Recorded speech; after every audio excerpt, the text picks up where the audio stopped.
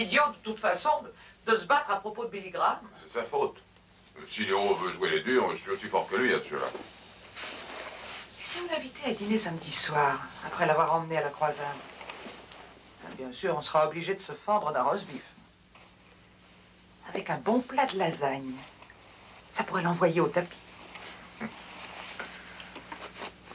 Démon tentateur. Bon, fais-moi plaisir, tu veux. Serre le plat de lasagne en premier, on pourra peut-être économiser le roast beef. Hé,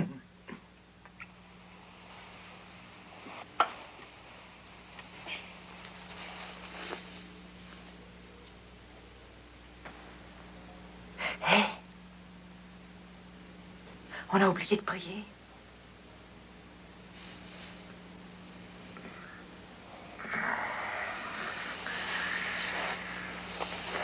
Est-ce qu'il faut se relever pour ça? Je n'en sais rien. Commence.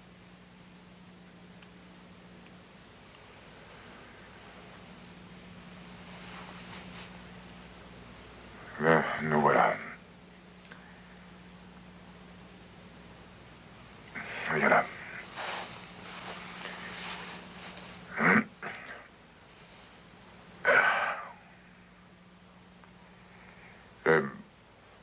Voilà, on était en train de parler de Léo. Léo et moi, on est copains depuis toujours, on était à l'école ensemble. Écouter parler Billy Graham, c'est aussi simple que de lire un magazine. Tout ce qu'il dit est si quotidien. Enfin, il n'essaie pas de se gratter l'oreille droite avec la main gauche. De toute façon, ça ne durera pas au-delà de 4h30 et la table sera déjà mise. Bien. Vous vous lécherez les babines, il y aura des lasagnes. D'accord, d'accord, je viendrai. D'accord. Regardez-les, ces deux-là, ils sont tout le temps en train de m'espionner. Quand on les laisse faire, ils en fichent pas lourd.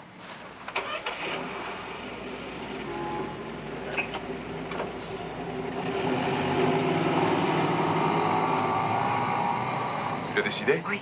Ah, quelle femme! Tu oublies qu'on a prié aussi.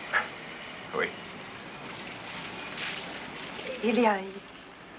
Je suis allée jusqu'à lui promettre une glace au chocolat. Ah, ça, je te l'ai toujours dit. Ça n'est pas facile, les affaires avec lui. Oh non.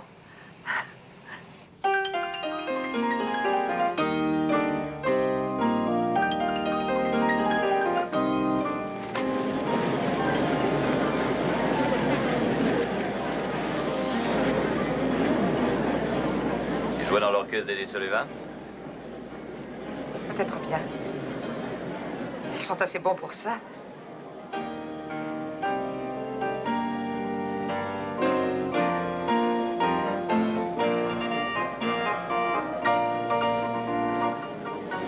Ah, ces nuages nous réservent une surprise.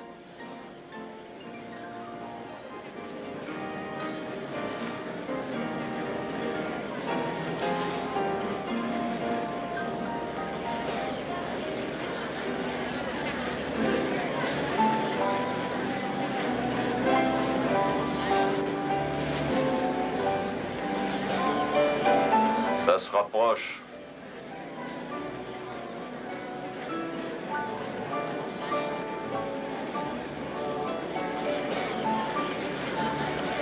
On est coincé. Il essaie de te faire mettre en colère, tout va bien.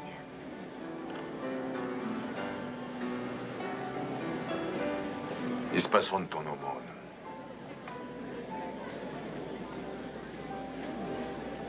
D'accord. Regardez, il y a beaucoup de parapluies qui s'ouvrent. Je ne sens rien pourtant. Il y a deux façons d'envisager la chose. Ou ils s'y étaient préparés, ou ils n'ont pas la foi. Ça dépend du point de vue. Oh, écoutez, écoutez les chœurs.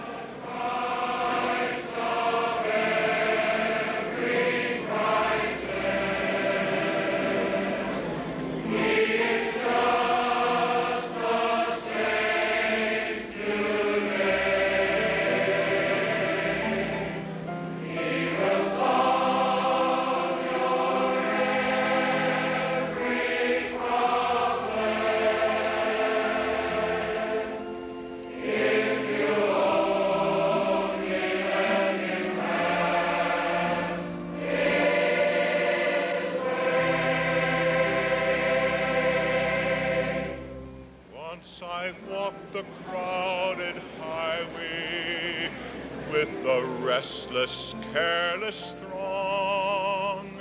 Then my heart was sad and weary of the journey, rough and long.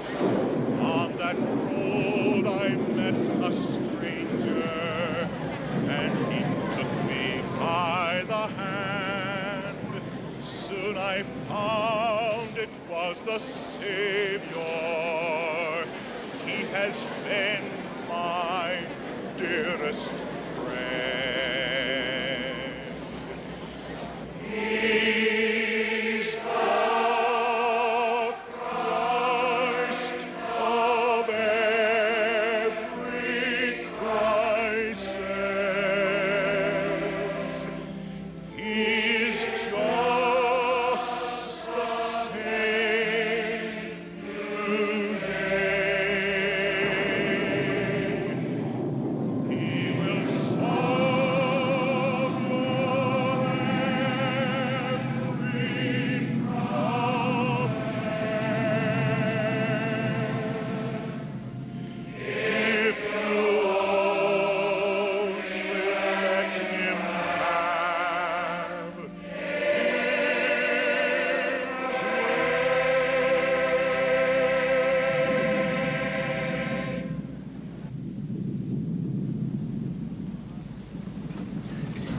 Merci à la chorale pour l'extraordinaire musique qu'elle vient d'interpréter.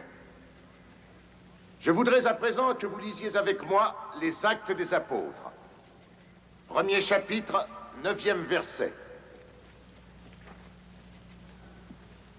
Actes des apôtres, premier chapitre. Il y est dit ceci. Après qu'il eut prononcé ces paroles, ils le virent s'élever. Table des matières. Et il entra dans une nuée qui le déroba à leurs yeux. À l'heure actuelle, on entend beaucoup parler de la possibilité de la fin du monde. Et dans la rubrique des nouveaux livres du New York Times, il a paru il y a quelque temps un article qui donnait la liste de quelques-uns des livres qui sont les best-sellers du moment. Voici un titre, Nulle place où se cacher. Un autre, Adieu.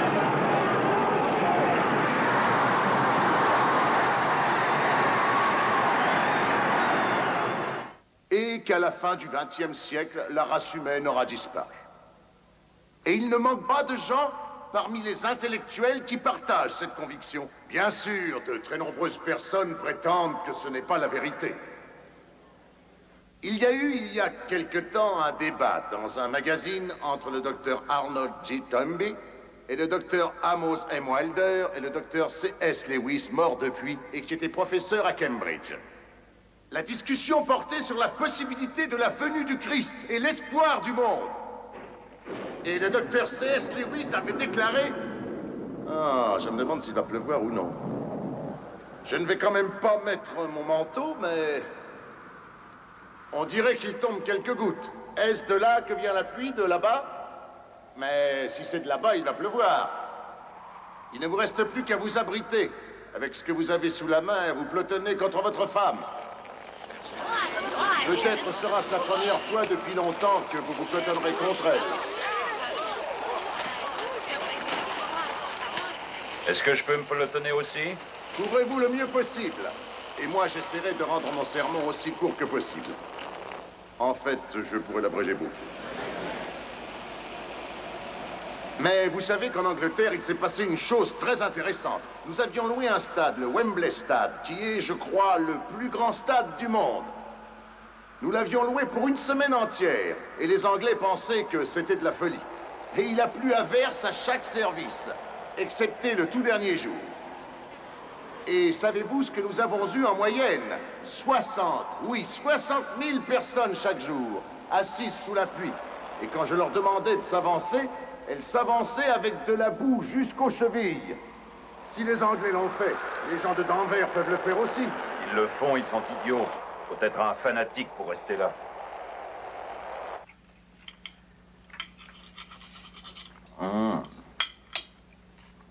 Margie, vous m'avez conquis. C'est comme ça qu'on réduit les hommes en esclavage. Oh, vous n'avez plus de roast beef. Reprenez-en. Ah. Moi qui avais moralement préparé mon estomac à l'idée de manger des haricots en boîte.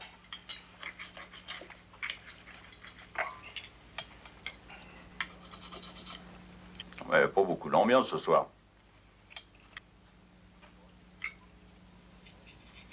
Et Ronnie, ton père n'a pas l'air en forme. Et qu'est-ce que t'as? T'es malade?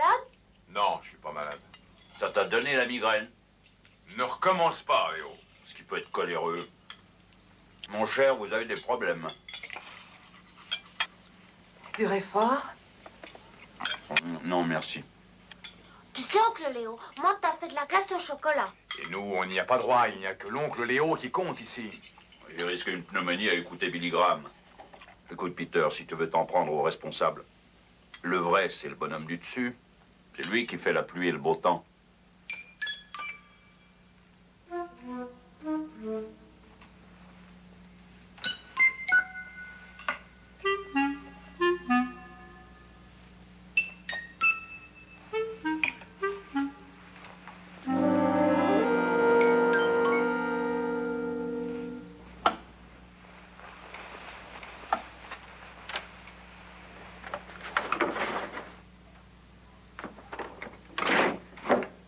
Margie, regarde ça. Il n'y a plus un seul nuage.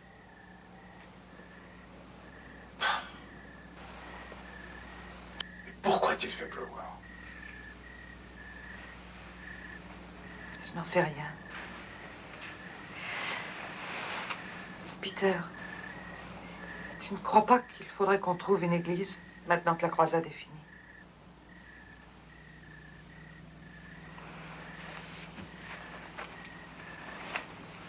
Qu'est-ce qu'on est? Baptiste? Catholique? Presbytérien? Méthodiste? Quoi au juste? Je ne sais pas. On ne vivra jamais assez vieux pour se décider.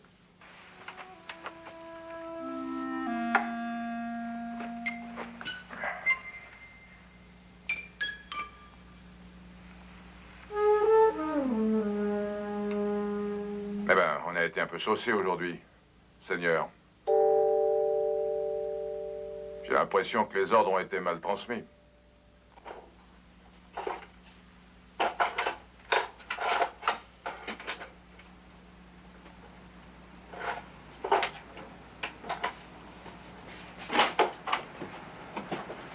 Léo.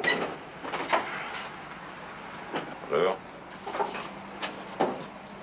Écoute, Léo, il vaut mieux oublier l'histoire d'hier. Qui s'en souvient? Je crois que je me suis laissé emporter.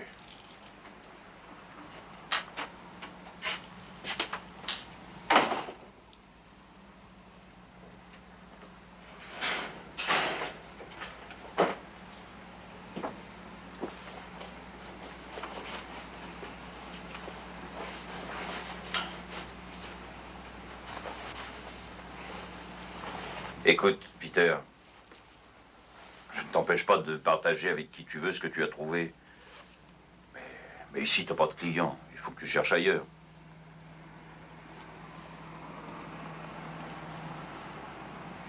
Écoute, on a fait près de 130 000 litres le mois dernier. C'est pas mal, non? Encore une année comme celle-là et t'auras de quoi verser le premier acompte sur une de ces maisons de Royal Park où tout fonctionne à l'électronique. Que veux-tu de plus? Écoute, Bon, Léo. une association peut très bien se rompre au moment où les partenaires n'arrivent plus à s'entendre. Léo, d'habitude, on se comprend, mais là, je t'assure que tu fais fausse route. Tiens, comme ça, tu as décidé que c'était un caprice de notre part et tu ne crois pas que ça puisse être sérieux. Écoute, Seulement, moi, Peter, laisse-moi- après le boulot, tu fais ce que tu veux, mais ici, non. Laisse-moi finir, une petite minute. D'accord. Ah. Cette mirifique police d'assurance qui t'avait tellement emballé l'année dernière. Ouais. À qui as-tu essayé de faire partager ton enthousiasme, hein? À moi, d'accord? Et après? Eh ben, c'est ce que je veux te faire comprendre, tête de mule. C'est la même chose pour Margie et moi. On s'est embarqués sur la barque des chrétiens. On n'a pas cherché, c'est arrivé tout La seul. comparaison ne tient pas debout. La compagnie est une compagnie parfaitement honorable avec une expérience de plus de 60 ans. Eh bien, figure-toi que Dieu n'est pas nouveau non plus dans sa branche. Mais qu'est-ce que Dieu a à voir là-dedans? Ah, essayez donc de rendre service à des amis. Le seul service que tu peux me rendre, c'est de ne pas me rendre de service.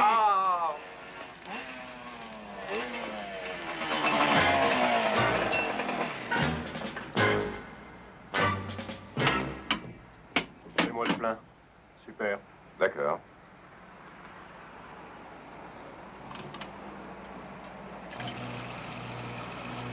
Il étincelle et on a un petit missile prêt à partir.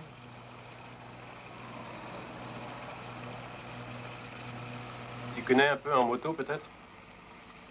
Oh, comme ci, comme ça. Attention, hein. Arrête-toi à 3,90. Alors, le réservoir tient plus que ça. Oui, il tient 4,10, mais je garde toujours 2 dixièmes de réserve. Ouais.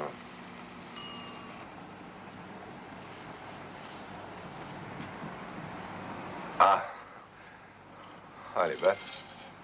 Combien elle fait? 250 de cylindrée? Oui, 250. 5 vitesses. Environ 20 chevaux. 27 à 7500 tours. Elle déménage drôlement quand je bloque à fond la poignée des gaz. Skip. Skip Riley. Harvey Johnson. Content de te connaître. Qu'est-ce que t'as comme bécane? Bon. Bon. Bien, je vais te montrer.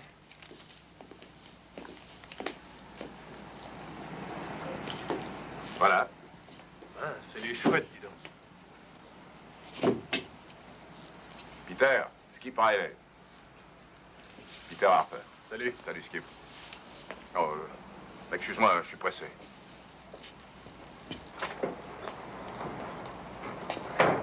Il y a longtemps que tu l'as, ta machine? Ça va faire 2 ans. 500 de cylindrée. Bon, ça part comme une vraie fusée.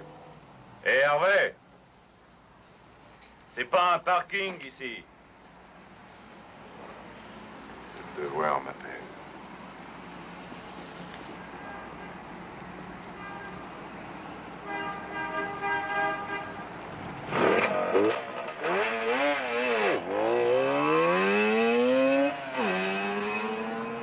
Je ne tiens pas à tirer ces espèces d'énergumènes qui font un plein tous les 8 jours. Ils ne vous amènent que des ennuis. On appelle une station-service au service du client. Oh, non.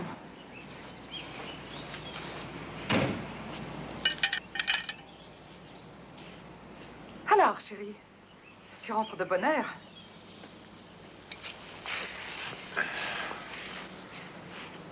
Oh, quelle séance. J'ai senti que ça repartait sur les chapeaux de roue avec Léo. Alors, j'ai fichu le camp. Vous vous êtes encore disputés, tous les deux? Oh, pas plus que les autres jours. Qu'est-ce que tu fabriques? Oh, j'ai eu envie de me déguiser en jardinière.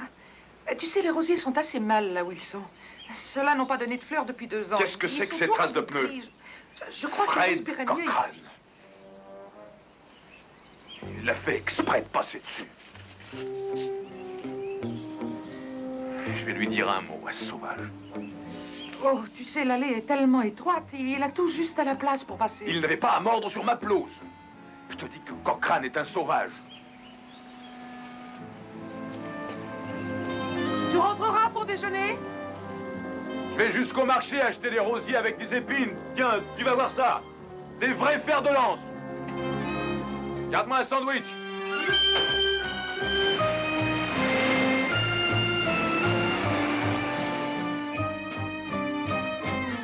Tranquille.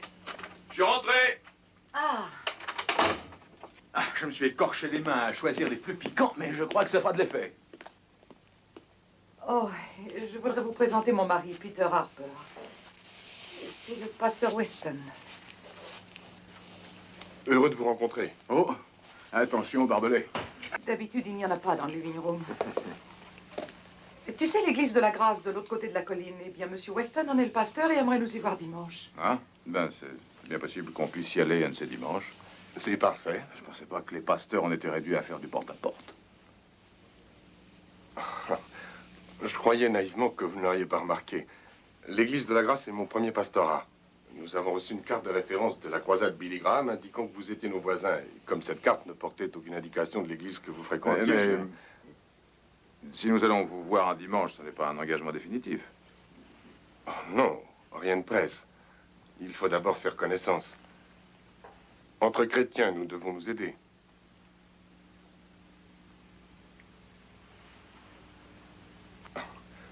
Je vois que vous êtes un amateur de rosiers, monsieur Harper. Ils les cultivent surtout pour leurs épines.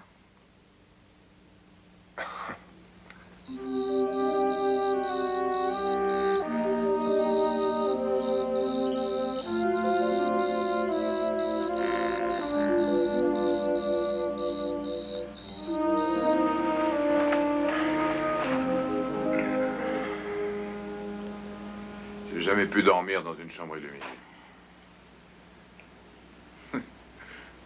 J'ai dormi longtemps dans la même chambre que mon cousin, qui avait la manie de garder sa lampe de chevet allumée. Parce qu'on a pu se bagarrer. Oh, Peter, tais-toi, s'il te plaît.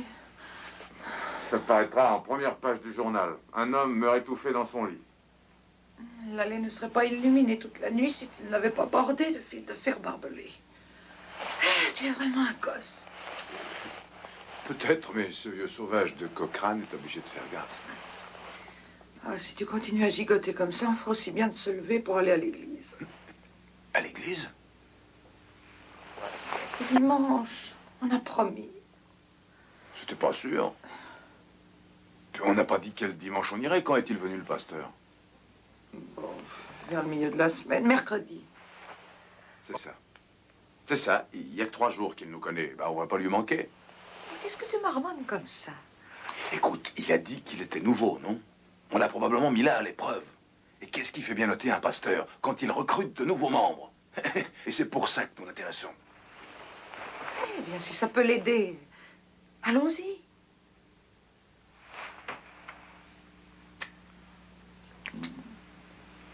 Peter, sois gentil, juste une fois.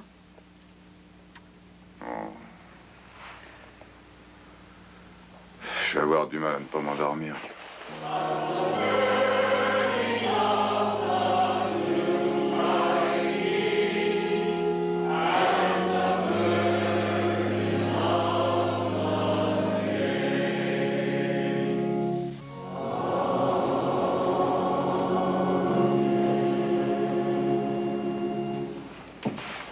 Il y a encore quelque chose.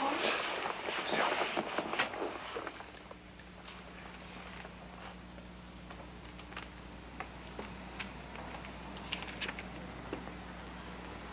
Le thème de mon sermon de ce matin est tiré du premier chapitre J'ai de l'impression l'Évangile qu'on selon s'est saint fait Marc, avoir. Peter, je t'en verset prie. 22. Il enseignait comme ayant autorité, et non comme les scribes.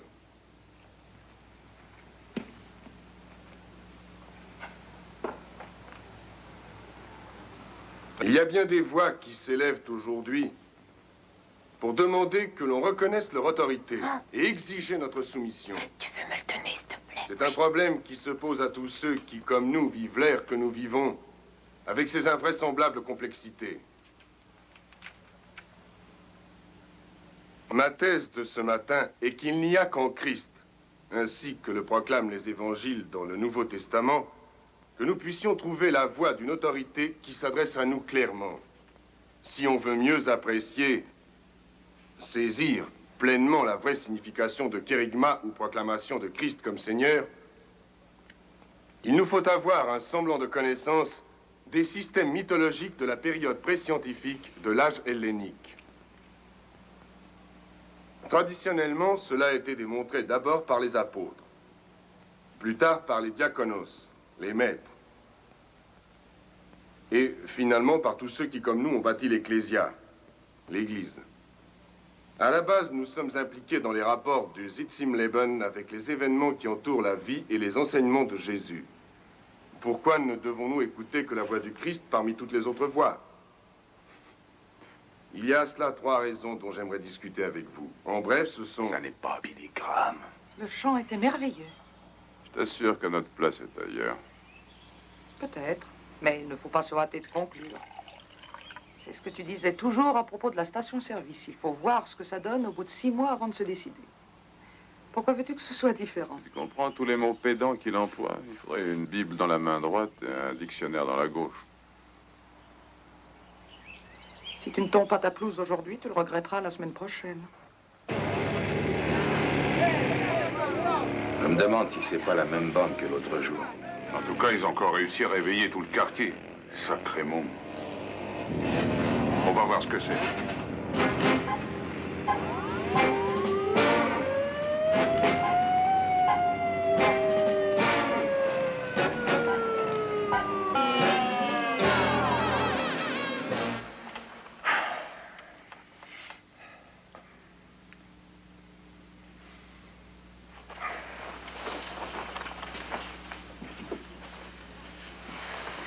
Peter, qu'est-ce qui te prend? Mais qu'est-ce qu'il y a? Je vais tondre la pelouse. Hein? Je vais tondre la pelouse. C'est fou. Il est presque minuit, enfin c'est pas l'heure de tondre la pelouse. Enfin tu as fait pas mal de folies dans ta vie, mais ça c'est le bouquet. Il fait assez clair pour que je puisse travailler, non? Au moins, si je ne dors pas, il ne dormira pas non plus, lui. Allez-y donc, bouclez-moi. Je vous dis que mes parents sont sortis et que vous perdez votre temps. On voudrait t'éviter des ennuis, petit. Mais tu n'es pas assez malin pour t'en rendre compte. Tu sais, on n'a pas du tout l'intention de te noircir ton casier judiciaire.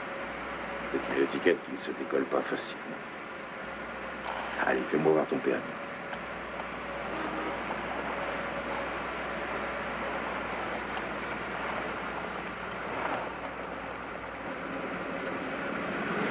« 18 ans le mois prochain. Et tu es sorti de l'école? Par derrière.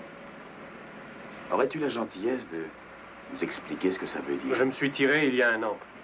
C'est ce que je pensais. À toutes les voitures patrouillant dans les parages de 4427 Tennyson Street. Appelons la 41500. Bloc 4400 Tennyson Street. T'as 10 petites minutes d'ici, on va y aller. Et dis-moi, où est-ce que tu travailles? J'ai fait différents boulots. En priant Dieu que ça ne dure pas trop longtemps, hein. Exact.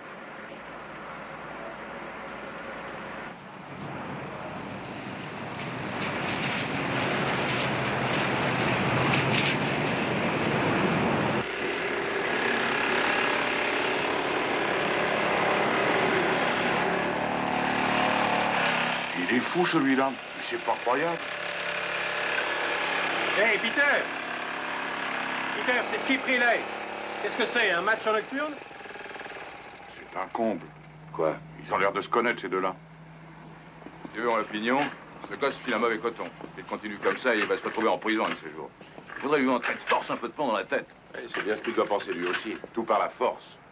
J'ai dans l'idée que Skip a besoin que quelqu'un lui prouve qu'il y a une autre méthode.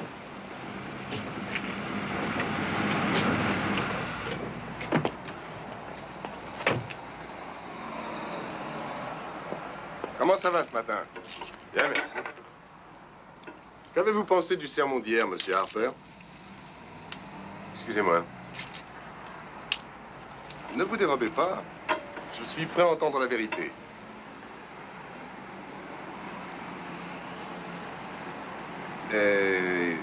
D'accord.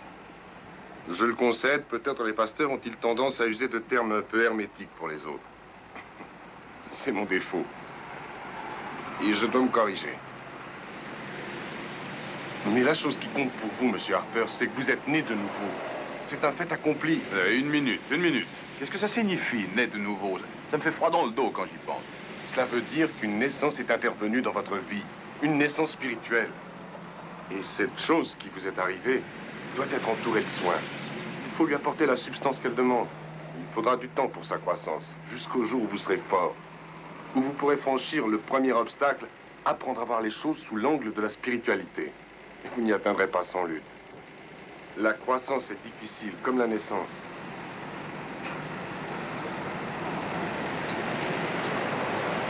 C'est formidable ce que vous dites. Mais comment y arriver? On vous a remis des versets de la Bible à la croisade. C'est par eux que vous trouverez la voie, le point où rattacher votre expérience de chrétien.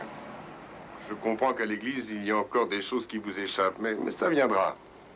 C'est un régime trop solide encore pour un estomac délicat. Si seulement vous aviez parlé comme ça, en chair.